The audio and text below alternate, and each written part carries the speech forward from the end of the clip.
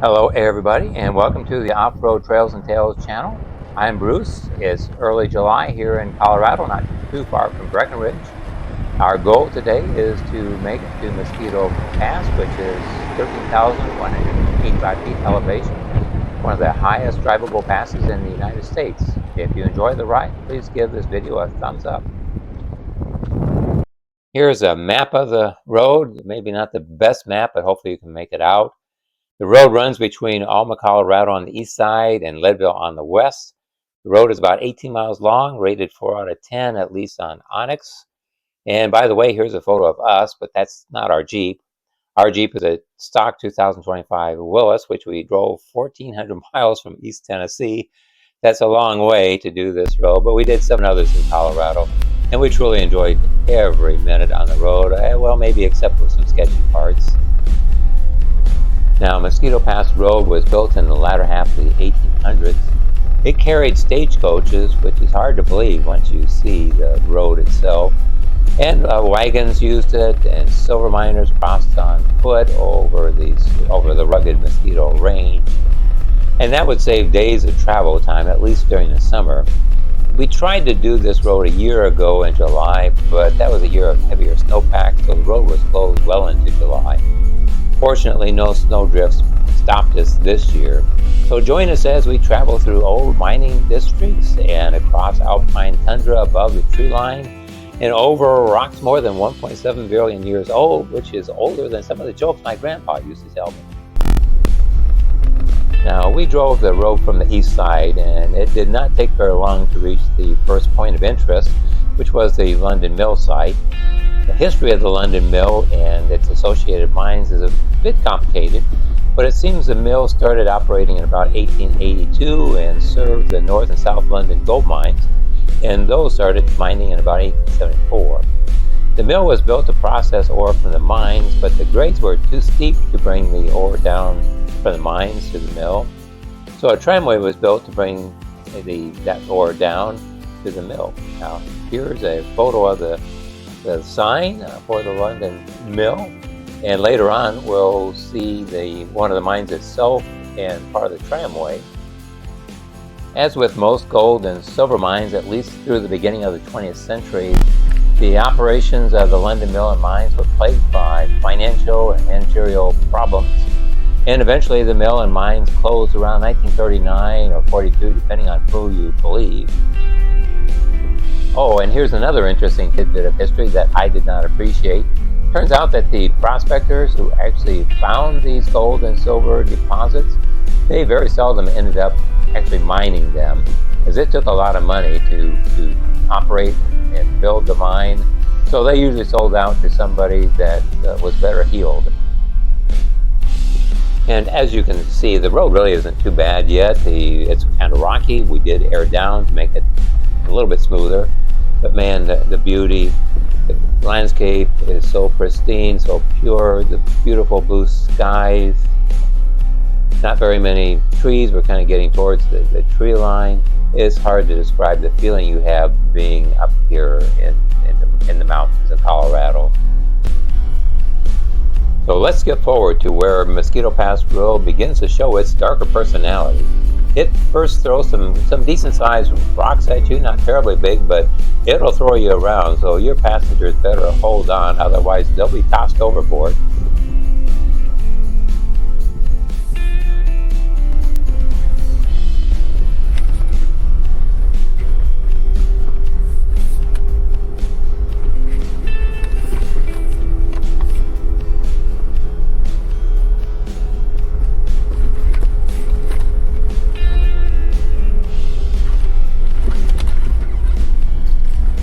As mentioned earlier, the road is rated 4 out of 10, at least on Onyx.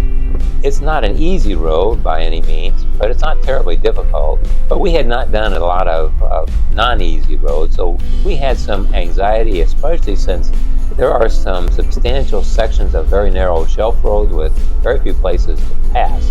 But we had seen enough videos on YouTube to fill us with some courage, maybe false courage, that we could do it. Now, sitting at home watching a video is different. If they fall off the road, while you're watching the video, you're still safely at home in your chair. Now, to reduce the chance that we would meet somebody on a narrow shelf road coming the other way, we did get out here pretty early. So we did not actually meet anybody. We had the whole road all the way from Alma to Leadville all to ourselves. So that was one good thing in our favor. And driving this road was truly an exhilarating, live in the moment experience. We enjoyed every moment. Seeing that alpine beauty and traversing one of the highest vehicle passes in North America, my wife and I could never tire of being at those passes in Colorado where you feel like you are on top of the world and see forever. So I hope you will enjoy the rest of our voyage across Mosquito Pass.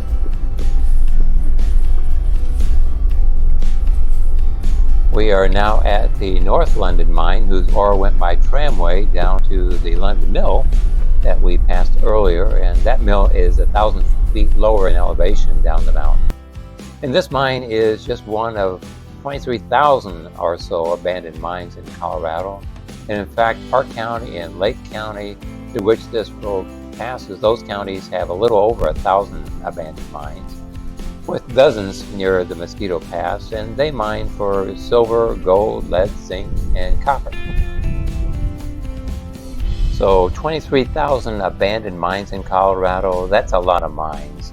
Apparently in the 19th century, the business model was dig a hole, and if you don't find gold or silver, then go dig another hole. But today at the mine, the only sounds you're likely to hear is the wind and the occasional Jeep. But back in the day, these mountains and nearby towns had thousands of miners. And in fact, in 1880, Leadville on the west end of the road had a population of almost 15,000. Now the population is about 2,600. So if you think there are too many rowdy tourists when you visit Leadville, just imagine back in the day with thousands of miners looking for some action. Some old machinery and equipment still remains at the mine site. This piece of machinery that appears to have a couple of pistons and a big flywheel is almost certainly an Ingersoll Rand Imperial type air compressor that would have been used to supply compressed air to run pneumatic mining drills.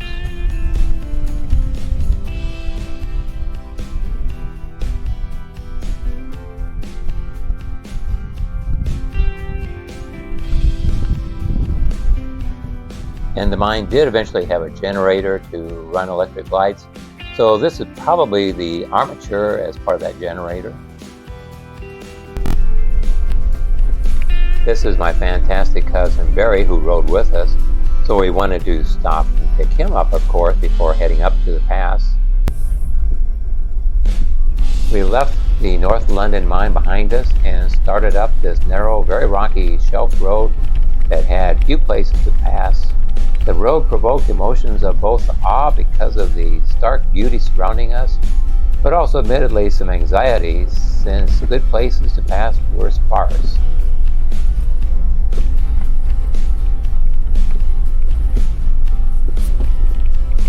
Plus, the good-sized loose rocks made the going pretty slow. I'm sure we did less than 5 miles an hour, and the video doesn't really do justice to the rockiness. On the left side, you can see part of that awesome beauty, all the talus slopes. One might ask, well, what is talus? Probably depends on who's doing the definition, but at least one source said talus rocks are cantaloupe-sized rocks and larger, as compared to scree rocks, which are fist-sized and smaller. So at your next cocktail party, maybe you can work that into the conversation. You're welcome. Roads such as Mosquito Pass always have an interesting history. Native Americans used the pass long before the Europeans arrived, but maybe the first recorded traverse of the pass was by a fellow named Thomas Barnum, and that was in 1839. And obviously he didn't do it in a climate-controlled Jeep with cup holders for his mocha latte. But it was during the Colorado Gold Rush of the late 1850s and 60s that prospectors poured into the area and used the pass to reach the silver, gold, lead, copper, zinc deposits on both sides of the pass. And indeed, Leadville on the west side was arguably the richest silver mining area in the world. Now, by the 1870s, the road had become an important wagon route which carried miners and freight, mail, and supplies across the mountain. And as mentioned earlier, the pass could save many miles of travel, perhaps days, albeit more dangerous and probably impassable in most winters. Trying to imagine the driver of a wagon or stagecoach going over this pass, boy, it must have taken a person with steady nerves. The margin of error was slim in some spots, and those drivers didn't have the luxury of being able to air down their wooden wheels with iron rims. An obvious question, of course, is why is the pass called Mosquito Pass? We certainly did not find any mosquitoes on top of the pass, and apparently mosquitoes have a hard time surviving above 8,000 feet or so. But there are a couple of theories for the name, but the one I like is that a committee met to decide on a name, and the committee took a recess and upon reconvening found a squashed mosquito on the record book.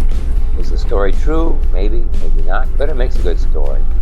The road is also called the Highway of Frozen Death. Apparently several people froze to death trying to cross the pass on foot, and that, well, a long time ago anyway. But as far as I can tell, in modern times, no one has died driving the road.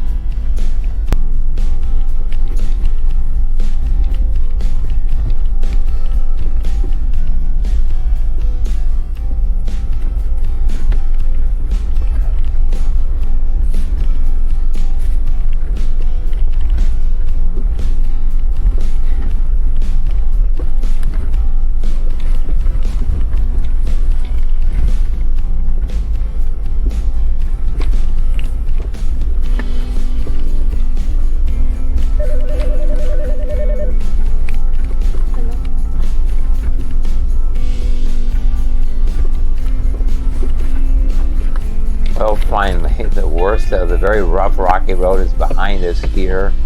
So this might be a good place to interject some words about the geology around the pass, which I hope you'll find interesting, because these rocks do have a very impressive resume and pedigree. Here's a map of the geology of the eastern part of the road, and towards the pass, which is towards the upper left, where I've marked the Mosquito Pass Road with an arrow. But around there is granite, and then farther down is schist and gneiss, and then even farther down is sedimentary rock, limestone, dolomite. I think there's some sandstone as well. These mountains around Mosquito Pass expose some of the very oldest rocks in Colorado. So if you happen to drive this road, you can tell your friends with pride that you drove over 1.7 billion year old Precambrian granite. These rocks are probably very unimpressed by our puny 1-year-old Jeep. Then there are also some sedimentary limestone and sandstone layers that were deposited hundreds of millions of years later under ancient seas. Then about 70 to 40 million years ago, tectonic forces pushed all of these rocks upwards to create the Rocky Mountains. Then nature spent another many millions of years carving the steep valleys and the Rocky Mountain peaks that you see today.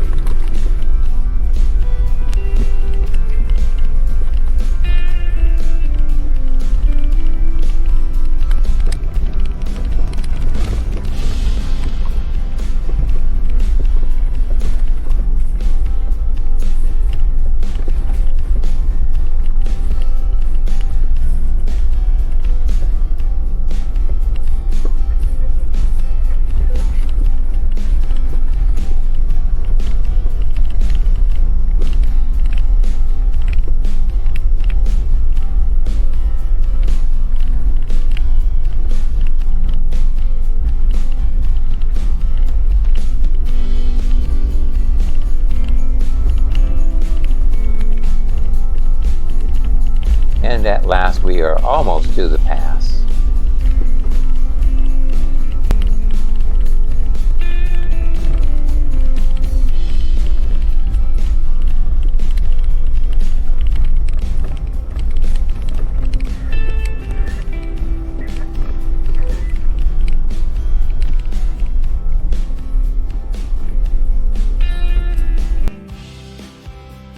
The payoff and reward for driving over all those rocks is being at this pass, Mosquito Pass, 13,185 feet in elevation. You saw the sign has a unique shape of a stagecoach because there were stagecoach lines that ran over the pass. A lot of people added graffiti to this sign. We refrained from doing that, but you feel like you are on top of the world. You can see forever. There are about 4 mountains that you can see from the pass that are over 14,000 feet high. 40% less oxygen here, so if you do much walking, you will feel it.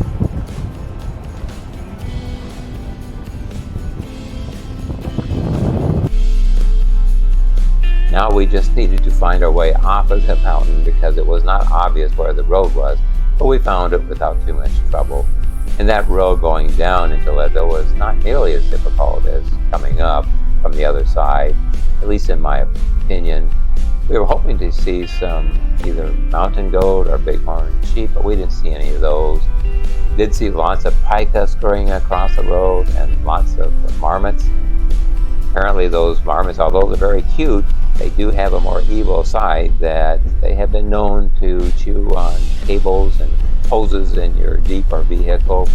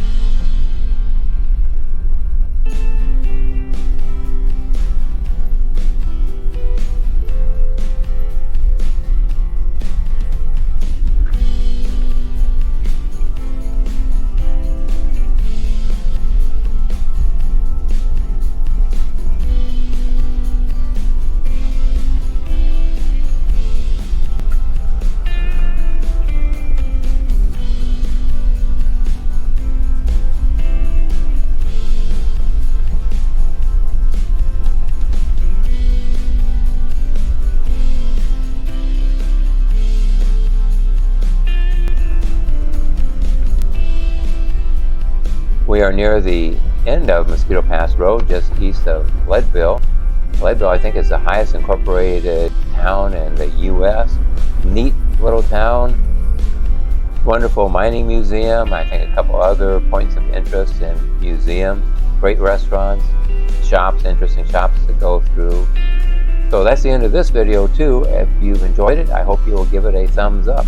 Thank you.